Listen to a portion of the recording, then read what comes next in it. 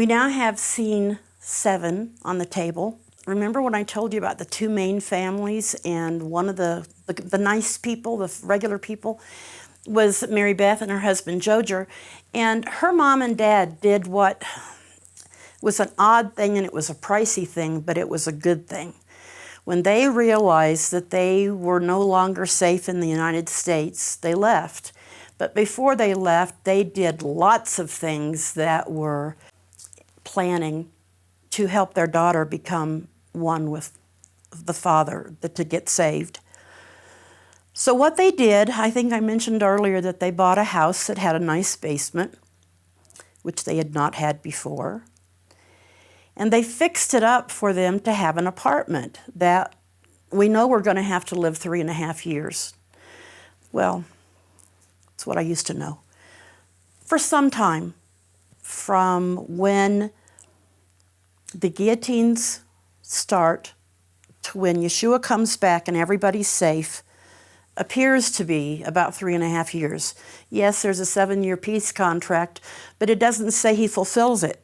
It doesn't go the whole, in my opinion, it doesn't go the whole 7 years. And the 3.5 years we know for sure, because we know that the 2 witnesses that are coming are on earth for 3.5 years. So this is the thinking of Mary Beth's mom and dad when they give her time to be able to make peace, to be able to ask Jesus to take over her life, which she hadn't done. So this is the basement. Now I've used, listen, I don't know what I'm doing. I used chicken wire. There are probably some wonderful materials I could have used to represent a basement. But I wanted to show you that they felt trapped. I put up poles and this chicken wire so you could see through it. I wanted you to be able to see how they lived.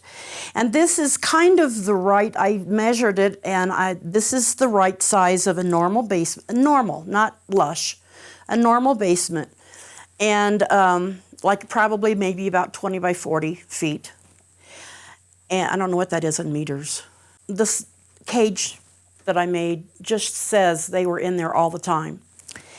They did not, she had convinced them, the mother, Rachel, had convinced them years back that she would not necessarily be around, but when this event happened, they were to drop everything and leave and go north.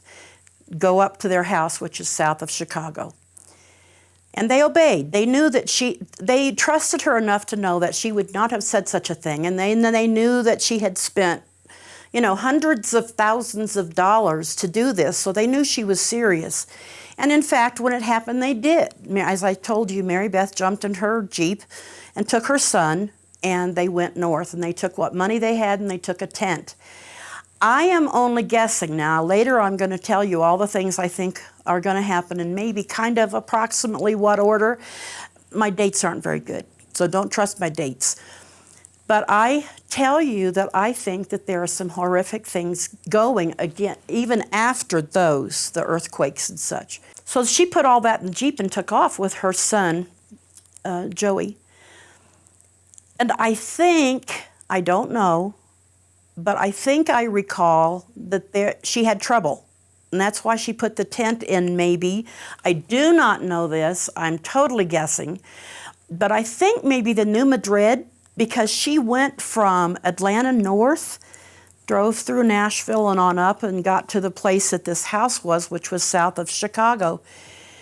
And I know that she took the tent, and I know she had trouble, and I know that she was concerned if she would be able to stay on the highway and get all the way up there. I don't know what that meant. I don't know if that meant she was afraid of the police, but she makes it. When they walk into that house, because she had been given the key to Mom and Dad's house, there were just love letters everywhere.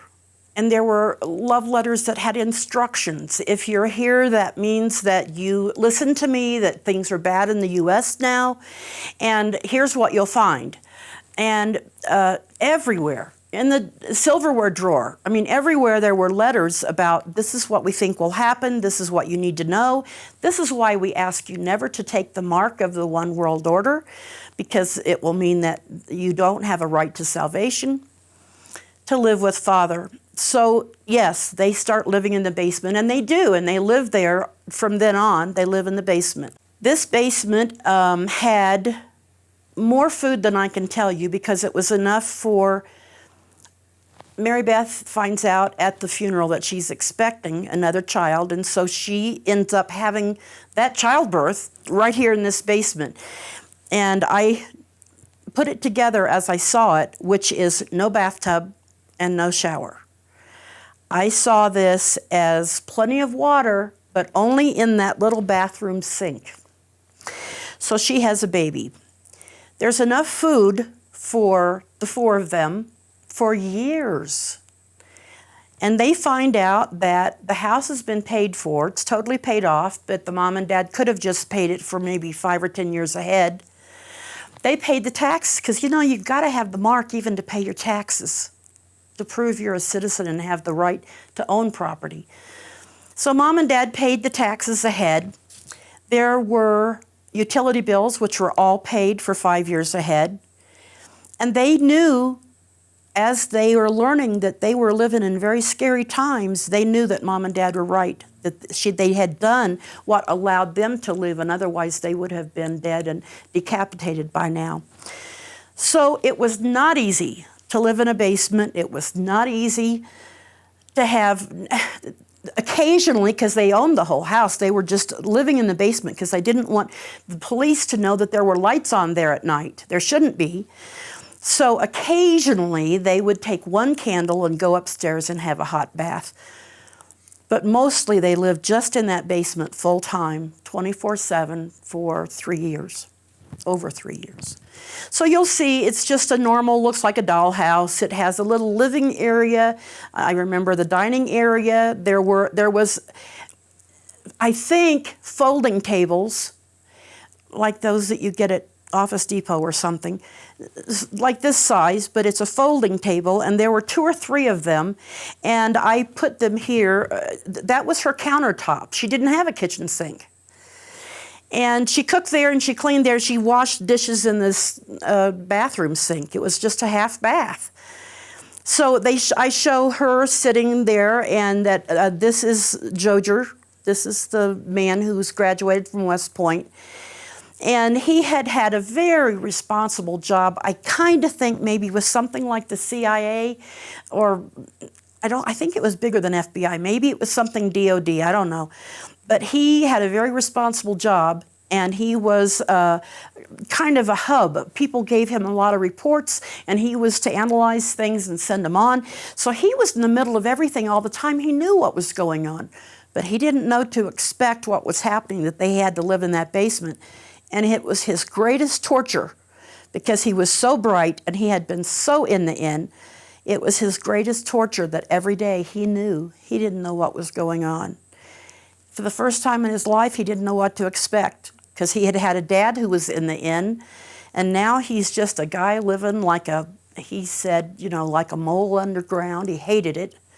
He hated it, but he was alive. And eventually they'd pay attention to the letters, and at the time it was called, we had videotapes and we had audio tapes, little tape recorders, and those were left all over the house. So Mary Beth and Jojer paid attention to those, and the longer they lived there, the more they paid attention that Mom and Dad were right, and we're grateful to Mom and Dad.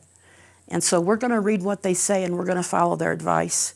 And sure enough, before the end, Jojer gets saved, and Mary Beth does, and everything that Mom and Dad did, which cost a lot of time and money and plans, it was the salvation in this life, so that they could gain their true eternal salvation. So if you are, I know I keep saying, this is your time to make decisions, but if you have decisions to make, if you have people you love, you might consider doing something like this. Pay the bills ahead on whatever house you have.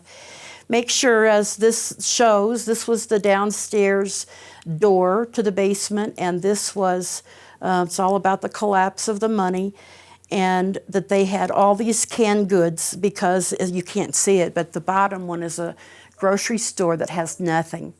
And so I have mentioned before, I don't think I've mentioned it yet today, but there was an EMP, and I learned afterward, because I heard them talking about it, what an EMP was, and it meant that all the power was out. And I am under the impression if there's going to be an EMP, that it takes out all power always forever. And I don't know how this worked. I'm just reporting what I saw, is that probably at the time when, at the end of when the stadium scene, when all those horrible things happened, and that is when the bride was caught away, and that is when the two witnesses showed up and began preaching at the temple. I'm under the impression that that's when the EMP happened, because there were two. The first one was temporary. How does that work? I do not have any idea. I don't know. Some people say that sunspots or the Carrington effect and whatever, but it seems like once the EMP happens, it's over. And yet, this was temporary. And later, there's another one that they never come back from. So, this is Living in the Basement. You know what happens to Mary Beth. And I will tell you more details later that, in fact, she dies. He dies first. And I will read you her letter. I cried when I read this. I didn't make it up. I didn't type it. I didn't feel like I did. Obviously, I did. But when I read it, and I cried because she was so loving and she was so grateful that her children had died before she did, so that she didn't have to worry about them living alone. Okay, so this is all I have for the set number 7, and it might give you some ideas for decisions you need to make.